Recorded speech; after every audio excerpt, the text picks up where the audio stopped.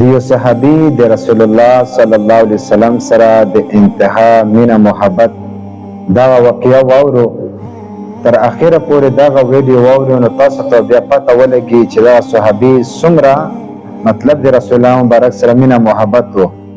د هر صحابي د رسول الله مبارک سره د انتها مینه وه.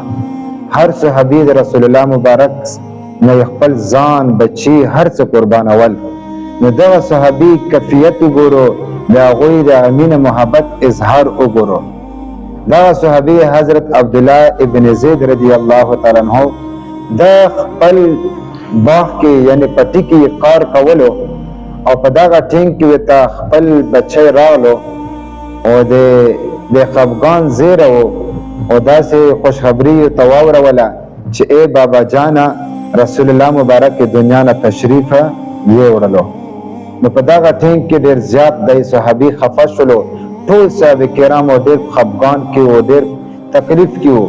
خو چې کله د خپل مطلب دغه صحابي بچي ولا د خبر د رسول الله مبارک راوړلو، نو په دغه ټینګ کې دغه صحابي رب ته په قیام باندې شو ودرېدو او ډېر سخت یې وجاړلو، په خفګان کې شولو او رب ته یې سوال وکړلو، لاسونه یې چت کړل چې یا الله چې په کومو سترګو باندې ما رسول الله مبارک دیدار کولو، هغه بهترینه چهره، هغه بهترین پیغمبر دنیا نه تشریف یوړلو، د هغې په ژوند کې، د هغې په ناسته کې، د هغې په کتلو کې مونږ ته اطمینان و سکون و. ډېره زیات فریاد یې وکړلو او بیا په اخري کې دا دعا وغوښتله، داسې دعا یې وغوښتله چې یا رب کریمه چې په کومو سترګو باندې ما رسول الله مبارک لیدلو، هغه رسول الله مبارک دنیا نه تشریف یوړلو. او داسې سوال یې وکړو چې یا الله زه په دغه سترګو باندې نور څوک نه غواړم چې زه په چا باندې ما نظر ولګي، یا رب کریمه د ما نه دا نظر واخله. په دغه ټینګ کې یې دعا وغوښتله او چې څنګه یې دعا وغوښتله او په لاس باندې لاسونه یې په مخ باندې را وکږل، نو په دغه ټینګ کې رب ذوالجلال د رسول الله مبارک سره د مینه محبت په انتها کې رب ذوالجلال ته سترګو نظر واغستلو. وجه دا وه چې رسول الله مبارک سره یې مینه محبت و، دومره یو مطلب صحابه کرامو خپل بچي خپل ځانونه ته قربانول. هغه صحابینه د رسول الله مبارک په مینه محبت کې رب ذوالجلال ته نظر واغستلو. نو ته سوچ وکړه مسلمانه چې نن مسلمان کومه لاره باندې روان دی، څومره دنیا تېره شوې ده، ډېرو دا دعاګانې غوښتي چې یا الله مونږ رسول الله مبارک په امت کې راوله. څومره خوشقسمته خلک یو، څومره بهترین خلک یو چې موږ تاسې رسول الله مبارک په امت کې راغلی یو.